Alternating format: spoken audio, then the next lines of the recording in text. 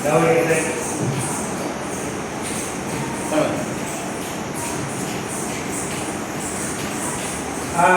કથાનું આયોજન માટે સૌથી વધુ આભાર માનવાનો હોય તો આપણા નિશિતભાઈ ઉપાધ્યાય કે જેઓ આપણને 1 મહિના સુધી નિઃશુલ્ક અને કોઈ પણ સ્વાર્થ વગર એક પરમાર્થ ભાવથી આપણને કથા સંભળાવવાના અને એની અંદર અહીંની આ કેમ્પસની દરેક પ્રવૃત્તિમાં જેમનો સહી ફાળો હોય એવા અમારા જનાર્દનભાઈ કે જેઓ અહીંયા આજે સમય કાઢવો બહુ અગત્યની વાત કે જેઓ ખૂબ દૂર રહેતા હોય છતાં પણ અહીંયા સવારે હાજર હોય છે અને બધી સંસ્થાઓની પ્રવૃત્તિઓનું બરાબર એનું નિરીક્ષણ કરીને એની અંદર એનો સંપૂર્ણ યોગદાન આપે તન મન અને ધનથી. તો એમનો પણ ખૂબ ખૂબ આભાર. આપણે એમનો ખરેખર એમને વંદનીય એમનું સન્માન કરવું જોઈએ. જે લોકો પધાર્યા છે તેમનો સમય કાઢીને તેઓ પણ જરૂર પધારે અને બીજા જે કોઈને પણ રસ હોય એમને અહીંયા ગયા. કથા સાંભળવાથી એક કાન પવિત્ર થાય. કથા સાંભળવાથી આપણા હૃદયની અંદર એના વાઇબ્રેશન આવે. તમને આપણને સૌને અનુભવ છે કે રાત્રે 2 વાગે જ્યારે નીંદર ઉડી જાય ત્યારે તમને શું યાદ આવે? તો કે કથાની અંદર જે વાત આવી હોય એ ઘણીવાર યાદ આવે.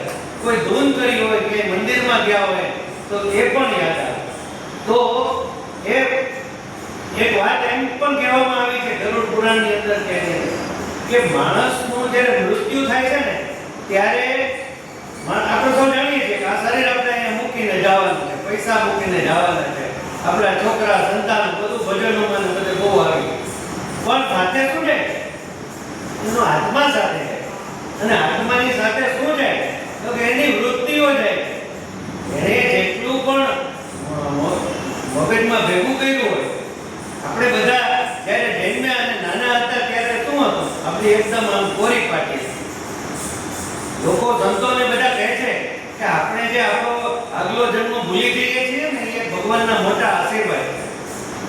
કોઈ સંતને પૂછવામાં આવ્યું, જનક રાજાએ કોઈ પૂછ્યું હતું કે ભાઈ મને આગલા જન્મ કયો, મને કઈ નહીં થાય.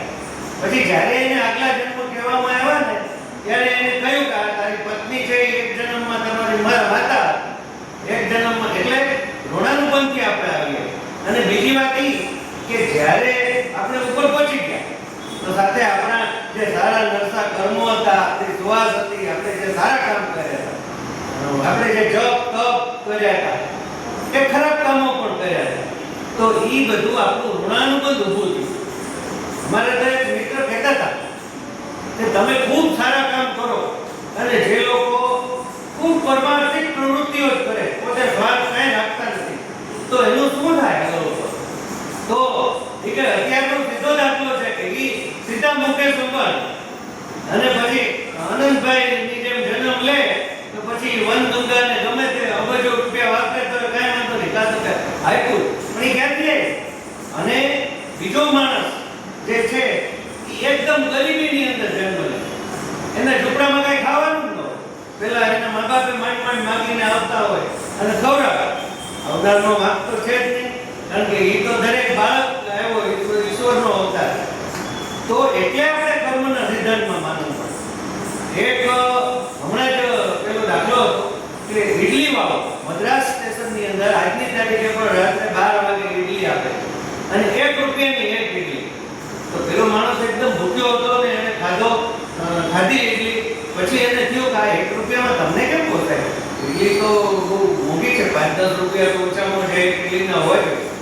તો કે એક વખતે કે મારે જ્યારે હું બેકાર હતો, મારી પાસે એક પણ પૈસો નહોતો, ત્યારે એક જણ મને ઇડલી ખવડાવ્યો અને મને કહ્યું કે જો શક્ય હોય તો આ તમે ચાલુ રાખો. તો એટલે આજની તારીખે પણ હું 8 કલાક કામ કરું છું, આઈટી એન્જિનિયર છું અને આવી અને હું 2-3 કલાક અહીંયા આપું છું સેવા. અને આ ઇડલીની અંદર મને ખર્ચો થાય છે. હવે મારા છોકરાઓ ફોરેન છે, દર મહિને મને 40-50 હજાર મોકલે છે અને અમે એવું ફંડ ઊભું કર્યું કે આ કાયમ માટે આ વ્યવહાર ચાલુ રહે કે જેથી ગરીબ માણસનો જે પેટ છે એ ઠરે કે એની પુરુષાર્થ તૃપ્ત થાય.